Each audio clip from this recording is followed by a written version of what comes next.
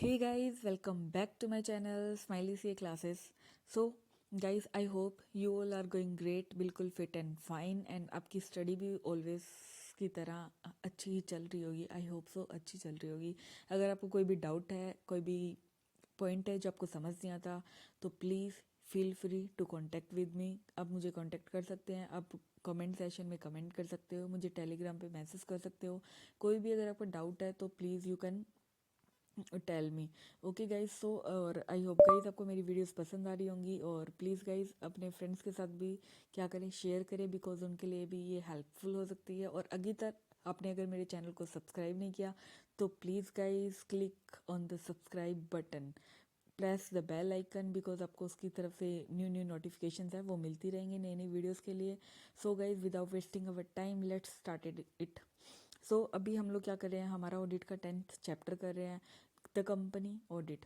सो उसके अंदर हम लोग जो कर रहे हैं वो हमारा सेक्शन 139 हम लोग कर रहे हैं. उसके अंदर हम लोग सब सेक्शन 1 अभी तक कवर कर चुके हैं एंड 5 to 10 सो हम लोग जो सब सेक्शन है वो कवर कर चुके हैं.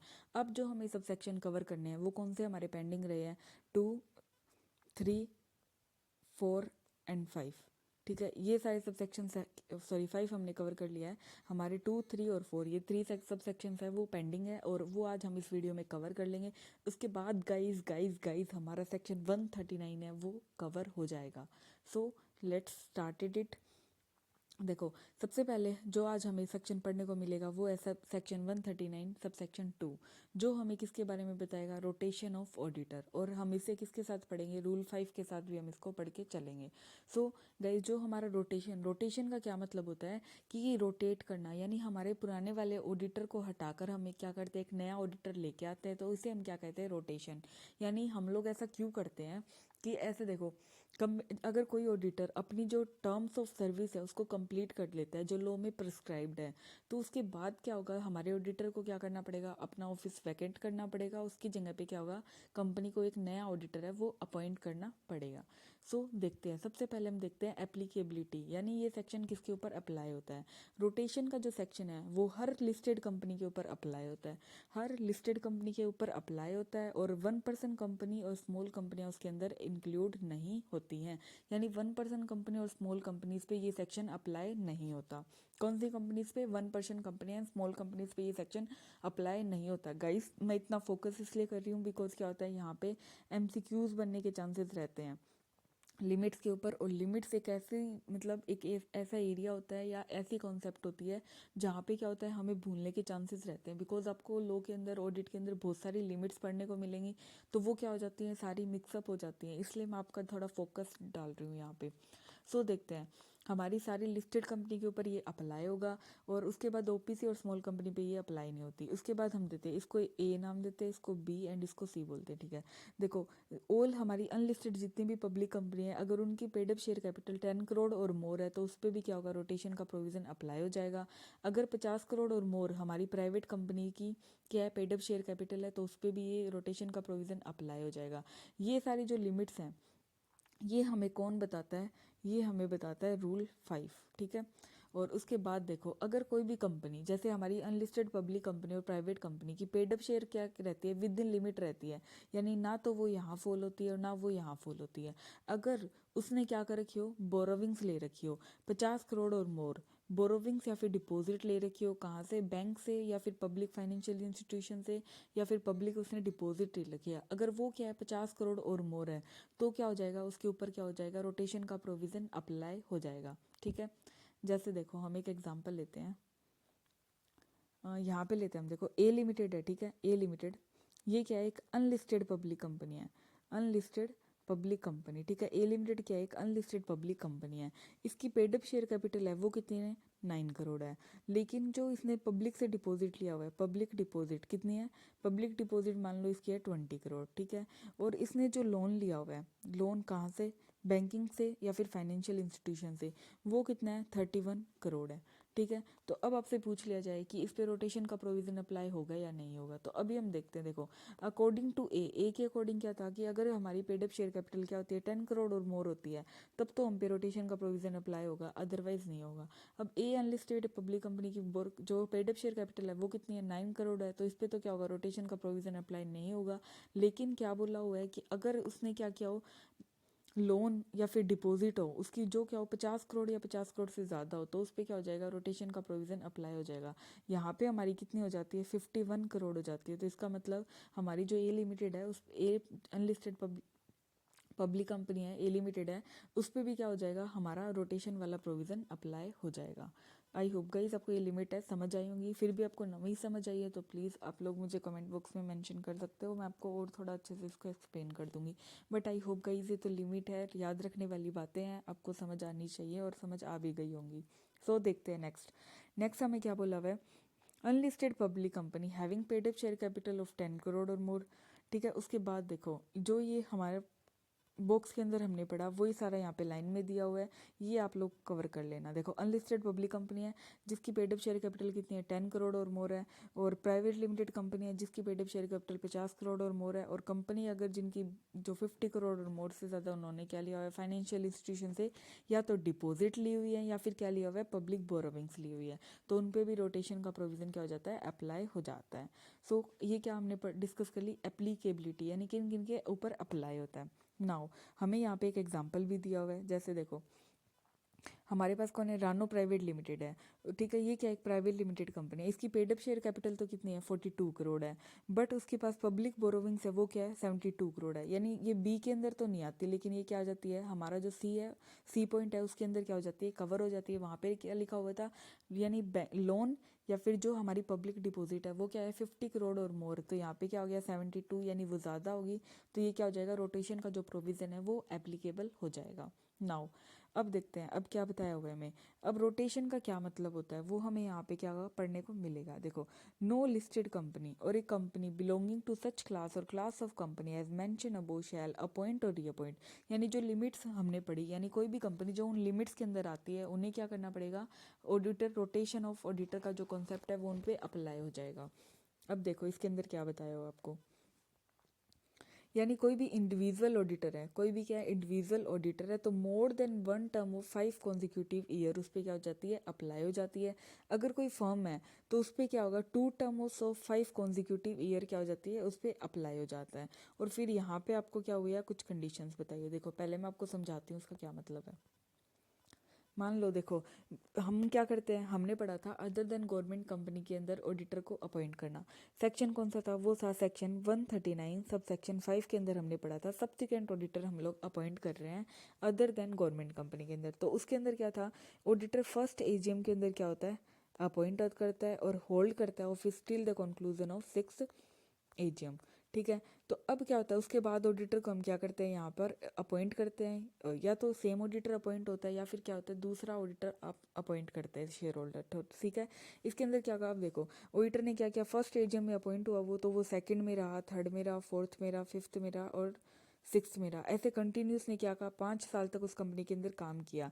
यानी उसने क्या कंप्लीट कर लिया, 1 टर्म ऑफ 5 कॉन्जिक्यूटिव ईयर, यानी 1 टर्म ऑफ 5 कॉन्जिक्यूटिव ईयर उसने क्या कर लिया, कंप्लीट कर लिया। तो देखो यही इसका क्या मतलब है, यहाँ पे यही मतलब है कि कोई इंडिविजुअल है जिसने क्या कर लिया, कंप्लीट कर लिया 1 टर्म ऑफ, सॉरी गाइस, हाँ यहाँ पे जो किसी इंडिविजुअल ने क्या कर लिया, 1 term of 5 consecutive year complete कर लिया, तो क्या होगा, अब यहाँ पे क्या होगा, मान लो जो फर्स्ट एजीएम के अंदर जो हमारा ऑडिटर अपॉइंट हुआ था वो था हमारा ऑडिटर चक्रवर्ती। ठीक है, मान लो यहाँ पे कौन ऑडिटर हुआ था, हमारा चक्रवर्ती अपॉइंट हुआ था। तो अब 6 एजीएम में जो हमारा चक्रवर्ती है वो क्या नहीं होगा, वापस अपॉइंट नहीं हो सकता। लेकिन मान लो अगर यहाँ पे हमारा चक्रवर्ती ना अपॉइंट होके चक्रवर्ती एंड राम एसोसिएशन मान के चलो, क्या हुआ था, चक्रवर्ती एंड राम एसोसिएशन क्या हुआ था, अपॉइंट हुआ था। यानी एक कोई मान लो पार्टनरशिप फर्म है जिसको हमने अपॉइंट किया था। तो इन केस में अंदर क्या होगा, जो 6 एजीएम के अंदर क्या होगा, ये फर्म क्या हो सकती है, वापस से अपॉइंट हो सकती है। और ये कहाँ तक काम करेगी, net conclusion of 11th AGM, यानी 11th एजीएम तक ये क्या रहेगी, अपना ऑफिस है वो होल्ड करेगी। मतलब 5 ईयर तो यहाँ से यहाँ तक, उसके बाद 5 ईयर कहाँ से कहाँ तक, यानी पूरा क्या हो गया, 10 ईयर्स हो गए, कितने ईयर हो गए, 10 ईयर हो गए, यानी 2 टर्म्स, यानी फर्स्ट टर्म और सेकेंड टर्म, यानी 2 टर्म्स ऑफ कॉन्जिक्यूटिव 5 ईयर। ठीक है, ये देखो यहाँ पे लिखा हुआ है more than 2 terms of consecutive 5 year क्या करके चलेंगे हम लोग, होल्ड करके चलेंगे।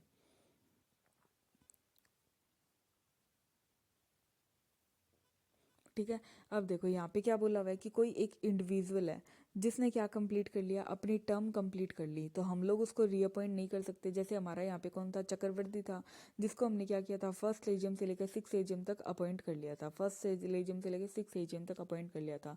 तो अब क्या होगा, वो आगे नेक्स्ट एजीएम के अंदर अपॉइंट नहीं हो सकता। ठीक है, और उसके बाद अगर कोई ऑडिट फर्म है जिसने अपने क्या कर लिए, 2 कंसेक्यूटिव ईयर कंप्लीट कर लिए, तो उसे भी हम लोग क्या नहीं कर सकते, रीअपॉइंट नहीं कर सकते हैं। ठीक है,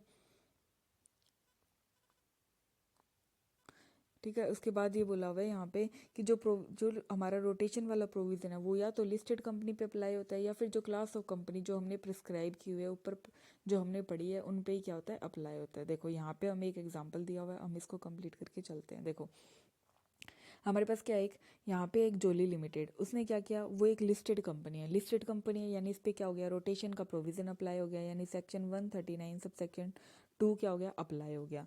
तो उसने क्या किया, अपॉइंट किया है mister Poly and company a chartered accountant firm of the statutory auditor in the AGM held at the end of the September 16, यानी क्या हुआ है, जो हमारा पोली एंड कंपनी है चार्टेड अकाउंटेंट फर्म, उसको किसने, जोली एंड लिमिटेड ने क्या किया, अपॉइंट किया है 2016 में। Hence the appointment of mister Poly and company is not valid as appointment can be made only 1 term of the 5 consecutive year, then auditor 1 more term 5 consecutive year, it can't be appointed for 2 term of in 1 AGM only, further cooling period of the 5 year, ये हमने अभी cooling period वाला पढ़ा नहीं है, वो आगे आएगा तब हम इसको कवर करके चलेंगे। ठीक है, ये एग्जांपल एक बार मैं पेंडिंग छोड़ती हूँ क्योंकि इसके अंदर कूलिंग पीरियड के बारे में डिस्कस किया हुआ है, तो वो अभी तक हमने डिस्कस नहीं किया। जब हम वो पॉइंट कंसिडर कर लेंगे, हमारा सब सेक्शन 3 रूल नंबर जो हमारा 6 है उसके अंदर हमें कूलिंग पीरियड के बारे में डिफाइन किया हुआ है, तो वो करने के बाद ये एग्जाम्पल आपको अच्छे से समझ आएगा। देखो उसके बाद देखो यहाँ पे क्या दिया हुआ है, अब देखो अब यहाँ पे ना कुछ पॉइंट बताए हुए हैं। ठीक है, कूलिंग पीरियड वाला मैं आपको सबसे पहले पढ़ा देती हूँ, उसके बाद हम लोग हमारा ये पॉइंट है वो कवर करके चलेंगे। कूलिंग पीरियड का प्रोविज़न हमें कहाँ मिलेगा, कहाँ मिलेगा, चलो मैं बता देती हूँ आपको एक बार ब्रीफली, फिर आगे आएगा तब हम लोग देखेंगे। देखो कूलिंग पीरियड का क्या मतलब होता है, कूलिंग पीरियड का मतलब होता है, कूलिंग पीरियड यानी देखो जो जब हमारा टर्म एक्सपायर हो गया, यानी फर्स्ट एजीएम से लेकर 6 एजीएम तक हमारे चक्रवर्ती रहे, तो अब उसको क्या करना पड़ेगा, यहाँ पे एक गैप लेना पड़ेगा जिसे हम क्या बोलते हैं, कूलिंग पीरियड, और वो गैप कितने ईयर का होता है, 5 ईयर का होता है।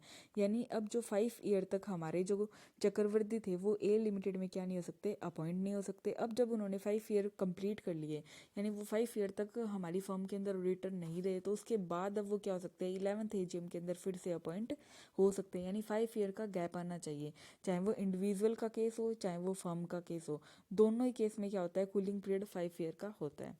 अब हम हमारा एग्जाम्पल भी देख लेते हैं, ये वाला देखो एग्जाम्पल हमें क्या बोलता है, कोई भी जो हमारी जोली कंपनी है वो लिस्टेड कंपनी है, पोली एंड कंपनी को उसने क्या किया, चार्टेड अकाउंटेंसी फर्म को स्टैचुटरी ऑडिटर अपॉइंट किया है। तो ये क्या बोल रहा है, 2016 में उसको क्या किया है, अपॉइंट किया है। तो मिस्टर जो पोली एंड कंपनी है वो क्या नहीं होती, इनवैलिड नहीं होती, ओनली द 1 टर्म, यानी वो क्या है, सिर्फ 2 टर्म्स ऑफ कॉन्जिक्यूटिव 5 ईयर, यानी अगर उसने क्या किया 1 टर्म कंप्लीट कर लिया तो भी वो इनवैलिड नहीं होती, यानी इसकी अपॉइंटमेंट वैलिड ही रहती है। वो क्या कर सकती है, अनदर 1 मोर टर्म, यानी नेक्स्ट टर्म के लिए भी वो क्या होती है, अपॉइंट कर सकते हैं हम उसको।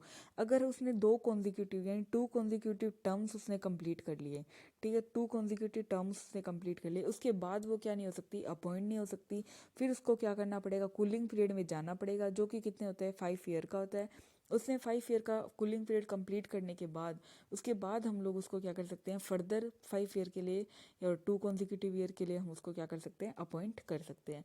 यानी सिंपल सी बात है, अगर किसी ने अपना टर्म कंप्लीट कर लिया तो उसके बाद क्या होगा, उसे कूलिंग पीरियड में जाना पड़ेगा, कूलिंग पीरियड कंप्लीट होने के बाद वो फर्म क्या हो सकती है, फिर से अपॉइंट हो सकती है। ठीक है, अब बोल रहे हैं इसमें देखो अगर हम क्या कर रहे हैं कि किसी भी पर्सन को वापस से अपॉइंट करना चाह रहे हैं, ठीक है, तो मान लो हमने क्या किया, जो हमारा यहाँ पे एक हम एग्जांपल लेके चलते हैं, जैसे हमारी कंपनी है ABC लिमिटेड, ठीक है, ABC एंड कंपनी, ठीक है, चार्टेड अकाउंटेंट की ये CA फर्म है, ठीक है। इसका क्या होता है, यानी 2 terms of 10 consecutive year, sorry, 2 terms of 2 terms of 5 consecutive year क्या हो जाती है, कंप्लीट हो जाती है। उसके बाद हम लोग क्या करते हैं, ABC एंड कंपनी को फिर से अपॉइंट नहीं कर सकते। अब हमें क्या करना पड़ेगा, एक नई फर्म को अपॉइंट करना पड़ेगा। तो हम नई फर्म को अपॉइंट करेंगे तो हम लोग कुछ प्रोविज़न है वो ध्यान में रखकर चलते हैं। तो वो प्रोविज़न हमें यहाँ पर दिए हुए हैं कि डेट ऑफ अपॉइंटमेंट को हम क्या चेक करेंगे, जब हम किसी नई फर्म को अपॉइंट कर रहे हैं। मान लो हम नई फर्म को अपॉइंट कर रहे हैं SDR लिमिटेड को, मान लो SDR एंड कंपनी को क्या कर रही है, कंपनी अपॉइंट कर रही है। तो ये क्या देखेगी, डेट ऑफ अपॉइंटमेंट को ये फर्म क्या देखेगी, देखेगी कि कोई भी जो डायरेक्टर है, no audit firm having common partner और partner of other audit firm, यानी tenure has been expired in the company immediately preceding the financial year. यानी जो ABC कंपनी का क्या हो गया, टर्म एक्सपायर हो गया। तो अब जो SDR कंपनी है, SDR जो हमारी कंपनी है, उसके अंदर ABC यानी इनमें से कोई भी यानी कॉमन पार्टनर नहीं होना चाहिए, यानी दोनों में सेम पार्टनर क्या नहीं होना चाहिए, नहीं होना चाहिए। वो हम चेक करेंगे कौन सी डेट को, अपॉइंटमेंट की डेट को चेक करेंगे। मान के चलो हमारी जो ABC कंपनी है, ठीक है, ABC कंपनी है, ये क्या हो चुकी है, एक्सपायर हो चुकी है इसकी टर्म। तो अब हम लोग क्या कर रहे हैं, CDE कंपनी को अपॉइंट कर रहे हैं एज ऑडिटर। तो हम लोग ये भी क्या है, अपॉइंट नहीं हो सकती, क्योंकि C और C रिटायरिंग फर्म, जो रिटायरिंग फर्म थी और जो अपॉइंटिंग फर्म है, उन दोनों के अंदर क्या है, कॉमन पार्टनर है, कौन है, C। तो ये फर्म भी क्या नहीं हो सकती, अपॉइंट नहीं हो सकती, यानी CDE भी क्या हो गई, अपॉइंटमेंट के लिए इनवैलिड हो गई। इसको भी हम क्या नहीं कर सकते, अपॉइंट नहीं कर सकते। देखो यहाँ पे एग्जाम्पल भी दिया हुआ है आपको, जो मैंने एग्जांपल दिया था सेम वैसा ही है, कुछ डिफरेंस है, नेम का डिफरेंस है। यहाँ पे देखो XYZ लिमिटेड कंपनी है, उसको एक ऑडिट फर्म के लिए हमें अपॉइंट किया हुआ था, ठीक है। जो मिस्टर एक्स था वो XYZ जिसके 3 पार्टनर हैं, उनका टेन्योर पीरियड क्या हो चुका है, एक्सपायर हो चुका है। लेकिन अब कंपनी किसको अपॉइंट कर रही है, ABZ कंपनी को अपॉइंट कर रही है। तो जेड क्या है, दोनों में कॉमन पार्टनर हो गया, इसलिए जो हमारी XYZ कंपनी है वो भी क्या नहीं हो सकती, अपॉइंट नहीं हो सकती, वो भी क्या हो जाती है, डिस्क्वालीफाई हो जाती है फॉर अपॉइंटमेंट। उसके बाद हमारे पास कहता है कि अगर हमारी कोई भी कंपनी थी, ठीक है, जैसे मान लो उसके अंदर कोई भी जो था, कंपनी एग्जिस्टिंग ऑन और before commencement of this act required to comply with the subsection within remuneration period shall not be later than the date of annual meeting. ये यहाँ पे आपको ट्रांजेक्शनल प्रोविजन यहाँ पे क्या हुआ है, बताया हुआ है कि अगर कोई भी,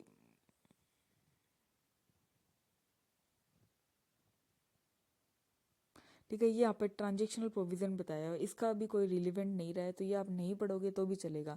बिकॉज जब ये कंपनी एक्ट 2013 आया था, तो ये, और जब ये सेक्शन आया था, ये तब के लिए प्रोविज़न था। अब इस प्रोविज़न का कोई भी रिलीवेंस नहीं है, आप इसको इग्नोर करके चल सकते हो।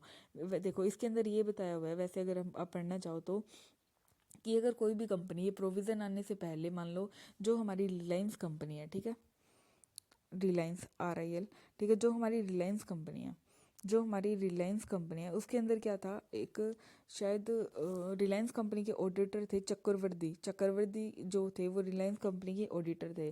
तो ये क्या थे, 35 साल से क्या कर रहे थे, रिलायंस कंपनी की ऑडिट कर रहे थे।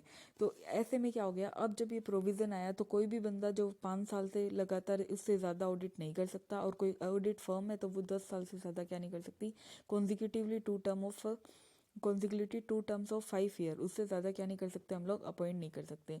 तो ये क्या कर रहे थे, 35 साल से कर रहे थे। तो अब जो प्रोविज़न आया तो इनके पास 3 ईयर, यानी ये तो या तो ये 3 ईयर और काम कर सकते हैं, या फिर इनका जो रिमेनिंग पीरियड है तो उसके लिए वो क्या कर सकते हैं, काम कर सकते हैं।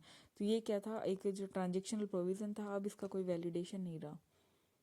उसके बाद यहाँ पे आपको एग्जाम्पल दिए हुए हैं, ये आप पढ़ लेना, बिल्कुल ईजी है, इनमें कुछ पढ़ाने जैसा कुछ भी नहीं है।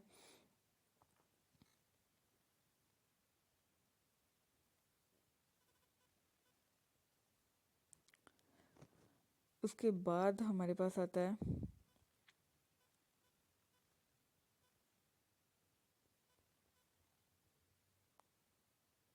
उसके बाद देखो यहाँ पे हमें ये बताया हुआ है कि subject to the provision of this act member of the company may resolve to provided that. देखो अगर एक फर्म है, ठीक है, एक फर्म के अंदर मान लो ABC एंड कंपनी, ये फर्म है, इसके अंदर 3 क्या है, हमारे CA हैं, हमारे ऑडिटर हैं। कौन है? ऑडिटर हैं। तो अगर कोई भी कंपनी चाहती है तो वो क्या कर सकती है, जैसे मान लो इस फर्म के अंदर, जैसे मान लो हमारी कंपनी है रिलायंस कंपनी, ठीक है, उसके ऑडिटर कौन था, उसके अंदर जो सी है वो क्या कर रहा था, इस रिलायंस कंपनी की ऑडिट कर रहा था, ठीक है। और कंपनी का जो 2 टर्म्स ऑफ कॉन्जिक्यूटिव 5 ईयर है, यानी 10 साल की सर्विस है वो ये फर्म प्रोवाइड करवाएगी, ठीक है। तो अब कंपनी को क्या हुआ कि कंपनी बोलेगी कि फर्स्ट टर्म में ठीक है सी अगर ऑडिटर था, तो अब सेकंड टर्म में हम लोग चाहते हैं कि बी है वो हमारी फर्म का आके क्या करे, बी ऑडिट करे। यानी फर्स्ट में सी था तो हम चाहते हैं बी हमारी सेकंड टर्म में अंदर आकर ऑडिटर क्या करे, हमारा जो आके ऑडिटर क्या करे, ऑडिट करे। तो ऐसे क्या कर सकते हैं, जो ये कंपनी है ये क्या कर सकती हैं, ऑडिट फर्म के अंदर भी ऑडिटर को क्या करवा सकती हैं, रोटेट करवा सकती हैं। उसके बाद बोला हुआ है कि अगर सेंट्रल गवर्नमेंट कोई भी रूल प्रिस्क्राइब कर देती है कि रोटेशन से रिलेटेड, तो वो रूल भी क्या हो जाएगा, अप्लाई हो जाएगा। और ये आपको कौन बताता है, ये हमारा जो सब सेक्शन 139 सब सेक्शन जो 5 है वो यही बताता है, ठीक है। तो हमारा जो सब सेक्शन 2 था, 5 था, कंप्लीट हो गया, और 3 हमारा सब सेक्शन है वो पेंडिंग रहता है। अब देखो यहाँ पे क्या बताया, मैनर ऑफ रोटेशन, हम लोग रोटेशन को मैंने जो है वो कैसे करेंगे, यहाँ पे आपको एक पूरी प्रोसीजर बताई हुई है ऑडिटर को रोटेट करने की, कि कैसे कैसे ऑडिटर क्या हो सकता है, रोटेट हो सकता है। तो वो भी हम लोग यहाँ पे देख के चलेंगे। देखो सबसे पहले अगर ऑडिटर को हमें क्या करना है, अपॉइंट करना है, ठीक है। हमारा पुराना वाला ऑडिटर जा रहा है, उसके लिए हमें नया ऑडिटर लेके आना है। तो उसके अंदर जो हमने सेक्शन 139 सब सेक्शन 5 के अंदर जो प्रोसेस पड़ी थी वो सेम प्रोसेस यहाँ पे डिफाइन हुई है। देखो इसके अंदर सबसे पहले हमें क्या पता है, जो हमारी ऑडिट कमेटी है वो क्या करेगी, बोर्ड को रिकमेंडेड करेगी, नेम किसका, कोई ऑडिटर का कोई इंडिविजुअल भी हो सकता है या फर्म हो सकता है, उसको बताएगी कि आप क्या कर लो, इसको क्या कर लो, अपॉइंट कर लो। ऑडिट कमेटी रिकमेंडेड करेगी किसको, बोर्ड को, डायरेक्ट ऑडिटर का नाम या फिर किसका नाम, ऑडिट फर्म का नेम, ठीक है। ऑडिट कमेटी क्या करेगी, बोर्ड को अगर सही लगता है तो बोर्ड क्या करेगा, उस रिकमेंडेड को कहाँ ले जाएगा, जनरल मीटिंग के अंदर ले जाएगा। अगर जो हमारा कौन होता है, जो हमारा बोर्ड है उसको लगता है कि नहीं हमें तो ये वाला ऑडिटर पसंद नहीं है, हम तो ऑडिटर क्या लेके आएंगे, दूसरा ऑडिटर लेके आएंगे। तो अब क्या करेगा, जो बोर्ड है वो अपनी पसंद का ऑडिटर कहाँ पे ले जा सकता है, जनरल मीटिंग के अंदर ले जा सकता है। लेकिन जो बोर्ड ऑफ डायरेक्टर होगा उसे क्या देना पड़ेगा, डिस्क्लोजर देना पड़ेगा, कि और विद रीज़न उसे बताना पड़ेगा कि हमने जो ऑडिट कमेटी ने जो फर्म या जो ऑडिटर रिकमेंडेड किया था हमने उसको यूज़ नहीं किया, हम क्या है किसी अनदर पर्सन को क्या करना चाह रहे हैं, ऑडिटर बनाना चाह रहे हैं। उसके बाद आता है हमारे पास for the purpose of rotation of auditor. उसके बाद क्या बोले, in case of auditor the period which individual of firm held office the auditor prior to the commencement of this act shall be taken into account for calculating the period of 5 consecutive year. मतलब हम लोग देखते हैं कि वो disqualify ना हो, हम लोग देखेंगे कि अगर वो इंडिविजुअल है तब तो हम उसे क्या कर सकते हैं, 5 ईयर के लिए अपॉइंट कर सकते हैं। और अगर वो क्या है हमारी कोई फर्म है तो हम लोग उसे क्या कर सकते हैं, 10 कॉन्जिक्यूटिव ईयर के लिए अपॉइंट करके चलते हैं। तो ये हमें कंसिडर करना पड़ेगा, देखना पड़ेगा कि कौन सा अगर हम पे 5 ईयर वाला अप्लाई हो रहा है या फिर 10 ईयर वाला अप्लाई हो रहा है प्रोविज़न। उसके बाद आता है जो इनकमिंग ऑडिटर है, the auditor firm shall not eligible if the such auditor और एसोसिएट विद आउटगोइंग ऑडिटर। जैसे हमने देखा था कि जो हमारी इनकमिंग फर्म है, हमारी इनकमिंग फर्म कौन सी थी, एक्स वाई, हमने एग्जांपल लिया था सी डी ई, और आउटगोइंग फर्म थी ए बी सी। तो ये क्या होता है, दोनों में एसोसिएटेड था, यानी एक पार्टनर क्या था, इनमें कॉमन था। तो ऐसा नहीं होना चाहिए, ये हम लोग क्या करेंगे, देख कर चलेंगे कि ऐसा ना हो रहा हो। उसके बाद देखो यहाँ पे क्या बोला हुआ है एक्सप्लेनेशन 2 में, अगर कोई भी क्या कर लेता है, अपने 5 ईयर को क्या कर लेता है, फुलफिलमेंट कर लेता है, यानी कॉन्जिक्यूटिव 5 ईयर को फुलफिलमेंट कर लेता है, तो उसके ऊपर क्या होगा, कूलिंग पीरियड वाला प्रोविज़न है वो अप्लाई हो जाएगा। और अगर कोई ऑडिट फर्म है तो वो क्या कर लेती है, 2 ईयर क्या कर लेती है, 2 terms of consecutive 5 year complete कर लेती है, तो वो फर्म भी क्या हो जाती है, उससे रिटायर हो जाती है। ये देखो यहाँ पे हमें क्या दिया हुआ है, देखो अगर किसी ऑडिटर ने अपना 1 साल कंप्लीट कर लिया, ठीक है, तो उसके पास क्या बचते हैं, ये ट्रांजेक्शनल प्रोविज़न हमें दिया हुआ है, इसको छोड़ दो आप, इसको ना ही ध्यान दो तो सही है।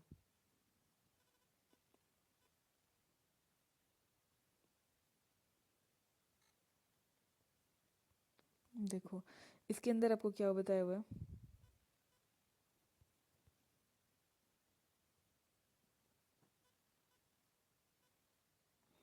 यहाँ पे देखो, यहाँ पे आपको बताया हुआ है कि जो इंडिविजुअल फर्म है या जो हमारा इंडिविजुअल ऑडिटर है, जिसे हम अपना जो हमारा आउटगोइंग इनकमिंग ऑडिटर है वो क्या नहीं होना चाहिए, जो आउटगोइंग हमारी फर्म थी उसके साथ अपॉइंट एसोसिएटेड नहीं होना चाहिए, यानी ट्रेडमार्क के साथ, ब्रांड नेम के साथ, किसी के साथ भी वो क्या नहीं होना चाहिए, अपॉइंट नहीं होना चाहिए।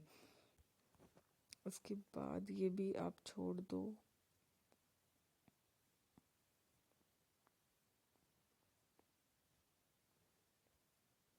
यहाँ पे आपको जॉइंट ऑडिटर का कॉन्सेप्ट बताया हुआ है, यानी अगर हम क्या करते हैं सेम टाइम पे एक से ज़्यादा फर्म को क्या कर सकते हैं, अपॉइंट कर सकते हैं। जैसे हमने क्या किया, ABC एंड कंपनी को अपॉइंट किया और EFGH, ठीक है, एंड कंपनी, हम इन दोनों के क्या कर सकते हैं, एक साथ हमारा ऑडिटर अपॉइंट कर सकते हैं और इन दोनों को ऑडिटर को हम क्या कहेंगे, जॉइंट ऑडिटर कहेंगे।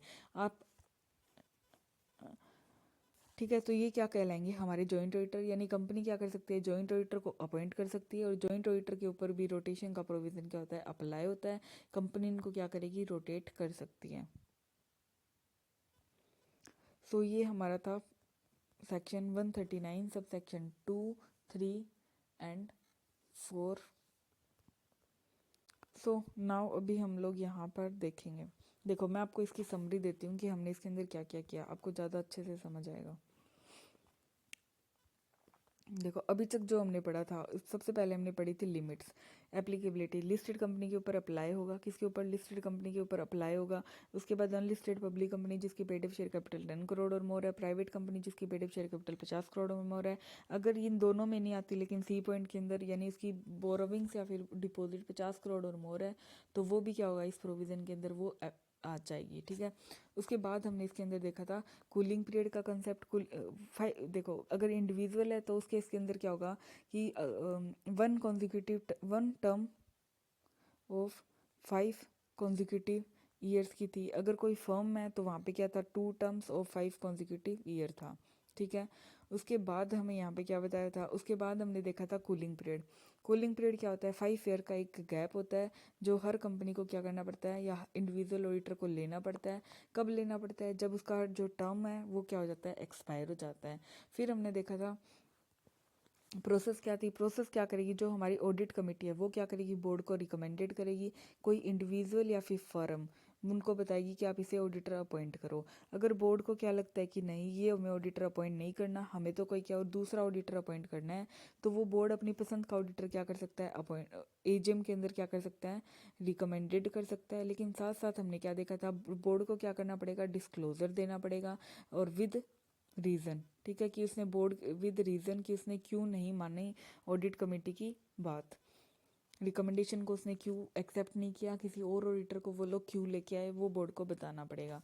ठीक है, उसके बाद हमने देखा था कि अगर रिटायरिंग जो फर्म है और हमारी इनकमिंग फर्म है, उन दोनों के अंदर क्या नहीं होना चाहिए, कॉमन पार्टनर नहीं होना चाहिए। अगर कोई भी फर्म में कॉमन पार्टनर है तो क्या होगा, वो अपॉइंट नहीं हो सकती। उसके बाद हमने इसके अंदर एक प्रोविज़न आपको और देखने को मिलेगा कि क्या हो सकता है कि कॉमन कंट्रोल नहीं होना चाहिए, यानी जो ए, मान लो ये ए लिमिटेड है, यहाँ पे क्या है, ए लिमिटेड, ABC लिमिटेड है, और यहाँ पे कौन सी है हमारे पास, EFG लिमिटेड है, सॉरी जी एंड कंपनी है।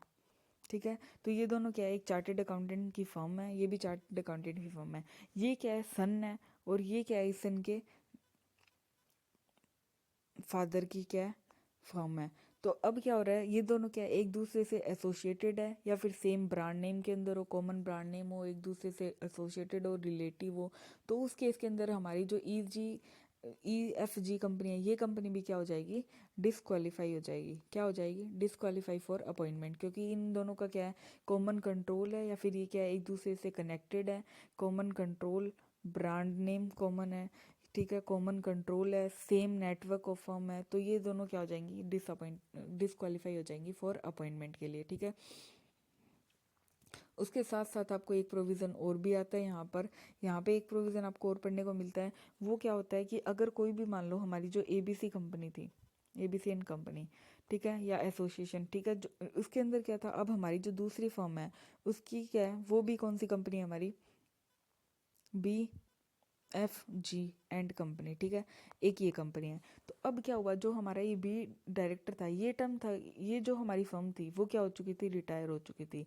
तो इसका जो बी डायरेक्टर है उसने क्या किया, रिज़ाइन करके यहाँ पे BFG कंपनी को क्या कर लिया, ज्वाइन कर लिया। तो इस केस के अंदर क्या होगा, जो हमारी ये फर्म है ये भी क्या हो जाएगी, डिसक्वालीफाई हो जाएगी। क्या हो जाएगी, डिसक्वालीफाई फॉर अपॉइंटमेंट। लेकिन कब होगी डिसक्वालीफाई फॉर अपॉइंटमेंट, अगर ये जो हमारा बी था ये क्या था, यहाँ पे साइनिंग पार्टनर था। अगर ये साइनिंग पार्टनर था और उसने क्या कर लिया, बी फर्म को ज्वाइन कर लिया, तो ये फर्म डिसक्वालीफाई हो जाएगी। अगर जो बी था वो साइनिंग पार्टनर नहीं था और अपॉइंटमेंट से पहले बी ने क्या कर लिया, ज्वाइन कर लिया, तो ये फर्म क्या होगी, डिसक्वालीफाई नहीं होगी। तो ये कंडीशंस आपको पढ़ने को मिलती है। आई होप गाइज आपको ये सेक्शन क्लियर हो गया होगा। कोई भी डाउट हो तो आप मुझे कमेंट बॉक्स के अंदर मेंशन कर सकते हैं। ओके गाइस, आज के लिए इतना ही। नेक्स्ट वीडियो के अंदर हम ऑडिट कमेटी, हमारा जो सेक्शन है 177 वो कवर करके चलेंगे। आई होप गाइस आपको सब कुछ समझ आया होगा अच्छे से। कोई भी डाउट है तो आप अपना कमेंट बॉक्स के अंदर मेंशन कर सकते हो। Okay guys, bye bye, stay healthy and keep smile always. All the best for your bright future. Bye bye.